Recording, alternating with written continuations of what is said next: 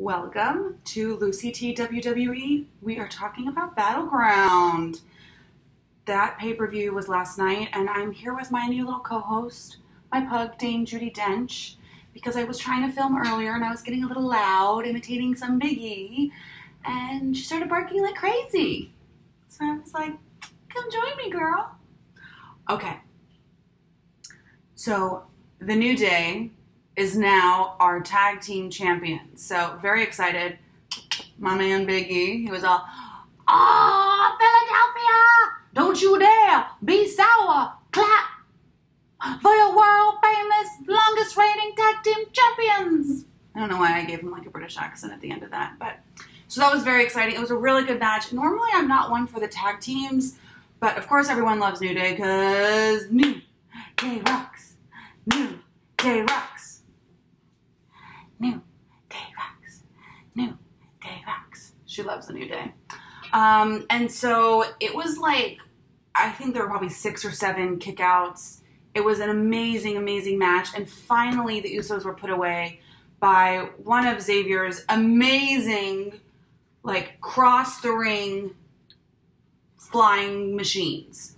So that was just really incredible. Really great way to kick off Battleground. The next match was Shinsuke Nakamura versus Baron Corbin. I hate Baron Corbin so much. I love Shinsuke Nakamura. And I don't know if you guys have noticed this guy, we call him Lederhosen. I think he's just a super fan, but he goes to like almost every show and sits right in the front row. And he was there last night in his Lederhosen and his red jersey, football jersey, soccer jersey.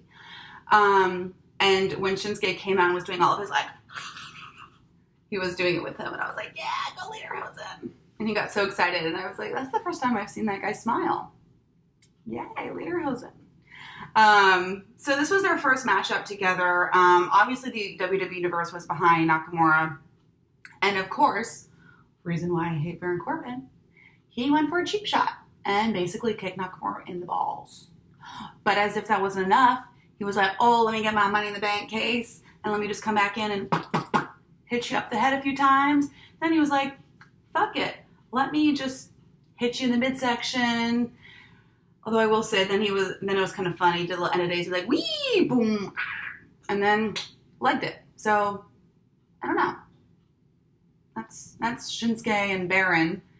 I think it'll be a good feud, though, because Shinsuke can definitely hold his own. If it weren't for the, you know, the toe to the balls, I think he might have had a chance. Okay, the next match that we have to get to that I'm very excited to talk about, and I hope you are too, is the women's match. So this was a #1 contendership match, 5-way elimination match between Charlotte, Natalya, Tamina, Lana, which we'll get to in a second, and Becky Lynch for the title shot against Naomi at SummerSlam here in Brooklyn at Barclays Center. And so this was an amazing, amazing match. I love that they're really starting to put in a lot of energy and thought into the women's storylines, their characters, their matches, the physicality. I mean, those women are just like literally gladiators. Okay, so Naomi was joining the commentators, tater tots. And of course she came out and like tore down the house because her entrance, yeah. Bring it to the floor. Yeah, it's a party. So when we were watching this, kind of speculating, okay, obviously Tamina is going to be helping Lana out. Lana could really hold her own, though. I mean, she was dragging everyone out of that ring. She had a few moments where she was just kind of on the apron, bringing out Becky and then Natalya. And of course, we had an amazing moment between Becky Lynch and Charlotte. And then more amazing moments when it ended up being Natalya and Charlotte. And of course, Natalya won the match, which I was very excited about. I wanted her to win Money in the Bank. I agree. I think that she is the best there was, the best there is, and the best there ever will be. So I mean, except for Charlotte Flair. I do love Charlotte Flair. Woo! So, there was just this amazing, amazing moment right before the end of the match where Charlotte and Natty were kind of going back and forth, and they kept reversing each other's moves, and Charlotte literally pulled up Natty, like, by her neck. And Natty's like a strong woman. So that was not like, you know, she was doing that to Alexa Bliss or kind of a smaller woman. And she, I mean, just by her neck, and just delivered the most incredible powerbomb. But then, of course, midway into her moonsault, which I was thinking, like, wouldn't that fucking suck if you were like, fuck yeah, I'm gonna do a little moonsault, which Charlotte does impeccably, beautifully. And then you just like see knees come up, and you're like, oh, it's too late. So that's essentially how Natty won. You know, Tamina was obviously helping Lana a lot, which was no surprise. So we still haven't gotten the full understanding about what that whole sitch is about. So looking forward to, you know, maybe at SummerSlam, we'll get some more insight into like the hold that that Lana has over Tamina. But God, that was just such an amazing, amazing match. So good job to the women's division. You fucking rock. So the next match that we had was the United States Championship match. So if you remember, on the 4th of July weekend, AJ Styles won this from Kevin Owens at a WWE live event at Madison Square Garden. So this is why I was pretty confident that he was going to keep it, because like, why else would they have him win it at a live event, like, literally 4 weeks ago? So, of course, you know, the chemistry between AJ Styles and Kevin Owens is phenomenal, huh? See what I did there? So they're always really fun to watch. I also love when the announcer, like, even waited for the crowd to repeat, "One fall!" It's like, we all make fun of you. One fall! It's all in good fun. And, you know, AJ Styles does a 450 splash, spins twice in the air, but of course Kevin Owens does a put up his knees. So, you know, it was just kick out after kick out after kick out, such close calls. At one point, I don't know if you guys heard, oh, am I boring you? I don't know if you guys heard, but there was a little kid that just shouted, "You suck, Kevin Owens!" Like right when the crowd was quiet. It was amazing. So AJ is prepping for the phenomenal forearm, and Kevin Owens rolls out of under the apron and just knocks his legs over into the steel post. Then obviously is just concentrating on the left shoulder. So KO, you know, throws AJ into the ref. So of course we're like, okay, now the ref is knocked out. Now it's going to be, what's Kevin Owens going to do now? So the whole time the ref is just like, I'm like, okay. Like some like 17-year-old girl that just did like a few shots of tequila. I'm like, okay. I mean, I've been there. But yeah, and so then it was like, I can't see. But still, Kevin Owens did win the match fair and square. And is the new U.S. champion. So I guess he's probably relieved that after he created all of that new United States champion merch, he can actually keep using it. Keeps making some money off of it. Then we cut away to this little segment of Jinder Mahal with the Singh brothers basically just pulling on this like tension band. And I'm like, oh, do you shake weights?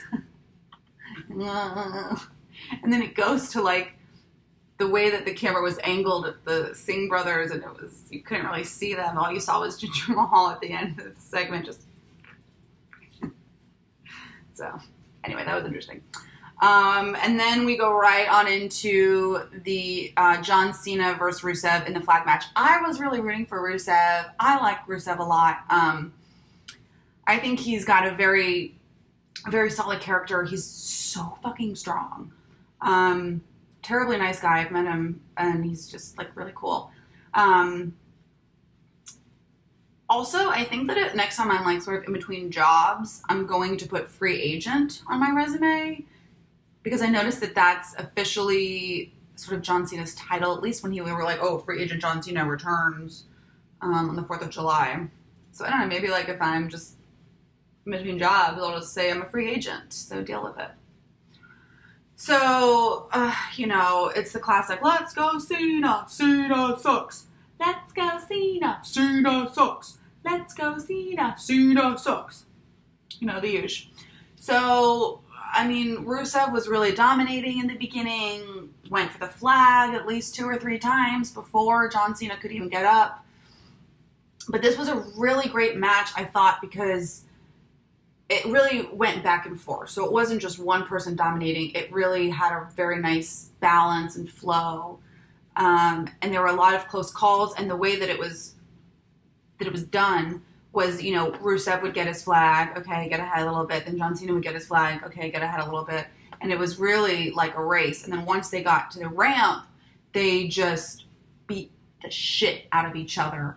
And when Rusev was setting up those tables, man, I was like, when was the last time that someone had set up tables and they had actually thrown their opponent into it instead of those tables being turned on them? I don't know why I was full of so many dad jokes this morning. Maybe I've had a little too much coffee this time. And it was a really good match. I'm not the biggest Cena fan, which I think I've said before. But I really enjoyed it. You know, Rusev really had a clear strategy. You know, in the beginning we saw that when he decided to get his flag and just start walking towards it from the opposite side of the ring, essentially passing John Cena, because either way, John Cena would he would at least have gotten far enough to leave his flag and then do a little brawl situation with John Cena, or John Cena would want to run back towards the end of the ring, get his own flag, giving Rusev some breathing time to also get a little bit ahead. You know, there was a lot of, they had really nice chemistry. I know I'm using that word a lot. I do that. This is the word of the video, so if you're drinking, take another shot. Chemistry. Woo!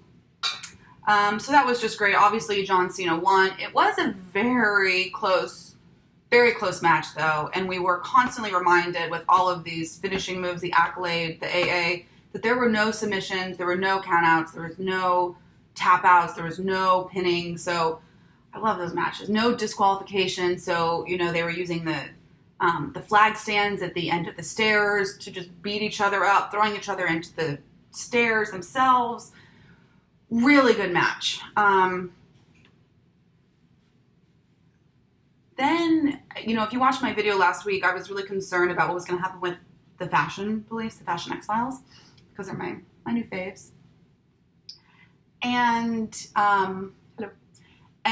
I was really surprised that it was just the Ascension at first. But I did love Tyler Breeze's call out being like, that's a letdown.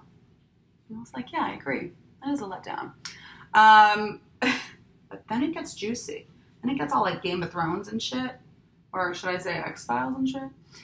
Where the lights go off and they just get attacked. And you just see someone or something, maybe it was her, dragging Fandango. And he's like, ugh. So big mystery there. So it was not just the Ascension, because apparently they are big Eddie Money fans. And they were at an Eddie Money concert last week when Fandango's horse head was cut off. I don't know. That was pretty embarrassing for them, though. Eddie Money, come on. I mean, I'm a big fan, but Ascension? I don't know about that. So I don't know. We'll see what happens with that. I'm liking the storyline there, though. Let me know what you think. Sorry I didn't do any coke. I'm just like getting dog hair on my face. Okay. Mike Kanellis. I still say that they're a poor man's Miz and Maurice. Versus Sami Zayn. I mean, it was just them like. And then Sami Zayn did win, so I guess he's not a Jabba anymore. So congratulations to Sami Zayn. All right. Main event. You paying attention? Just not paying attention. So the main event, obviously, was the Punjabi prison with Randy Orton versus the modern day Maharaja. And this one was pretty crazy. So the way that the match worked, right, is that there's two structures. So the first structure with the ring essentially has 4 doors, and each opponent, whatever, can call out to the ref to open the door for 60 seconds, which I'll get to my thought on that in a minute. Then once the 60 seconds is over, the door is locked for good. And they have to then either get out another door or climb up and down into the little Coliseum area in between the first and second structure to essentially get out of the second structure and win the match. So, I mean, I thought it was kind of obvious that the Singh brothers were going to be under the ring or something, because it was a no disqualifications match. So, of course, Jinder had something up his sleeve. It was his stipulation for this rematch. So, it wasn't really a shocker there. But, you know, Randy Orton keeps just powering fucking through. Like, holy shit. You know, this was the first one in 10 years since Batista and The Undertaker. So it was interesting also. People were actually shouting, "Let's go Jinder," but I don't know if that was if I should just take that with a grain of salt, because maybe it was pretty quiet, honestly. So maybe it was just like 3 people, and because no one else was shouting anything, you could just hear the 3 people really well. But of course, you know, the Singh brothers come from underneath the ring to pull out Jinder Mahal after the successful RKO, which, another thing, I mean, honestly, another thing is that every time he does that set up like I'm a fucking Viper bitch, he never gets it. And his successful RKOs all do come out of nowhere. So, like, I don't know, Randy, maybe you stop doing that. And it was a bloody match. There were some kendo sticks squanning. You know, at one point he even just picked up one of the kendo sticks that Jinder Mahal was using, but it was a little flimsy, so he was like, fuck this stick. And then got a brand new one from under the ring. So the Singh brothers, you know, it was kind of like watching a Pac-Man game or something. And the Singh brothers were like the little extra ghosts. I don't know. And so it was like scaling and then pulling down. And it was just pretty incredible. They were both very bloody. You know, Randy was headbutting Jinder, which, I don't blame him. I mean, Randy's back and arms were like literally just destroyed. And just as you think that he's put away the Singh brothers after he threw one of them through the announcer's table, which was amazing. And Jinder Mahal is kind of out of it after another RKO. You hear the music and you're like, well, and it's the fucking Great Khali, and it's just like, oh no. So you can literally see Randy Orton trying for dear life to just get up that second structure as fast as he can, because he knows that this is not going to be good for him. And Great Khali came in, literally stuck his hand, his massive tree trunk of an arm, through the Punjabi prison, and just choked him out. And then, of course, Jinder was like, wee, and he won the match, which I called it. That was my one prediction I got right for the whole pay-per-view. So, mixed emotions there. So yeah, all in all, I think it was a really great pay-per-view. Titles changed hands. Matches that didn't necessarily have a title attached to it were really engaging and fucking awesome. All in all, I thought it was a really good pay-per-view. So I'm looking forward to seeing how these storylines continue. So let me know your predictions for even SummerSlam. And yeah. All right, guys. Thank you so much for watching. Have a nice day.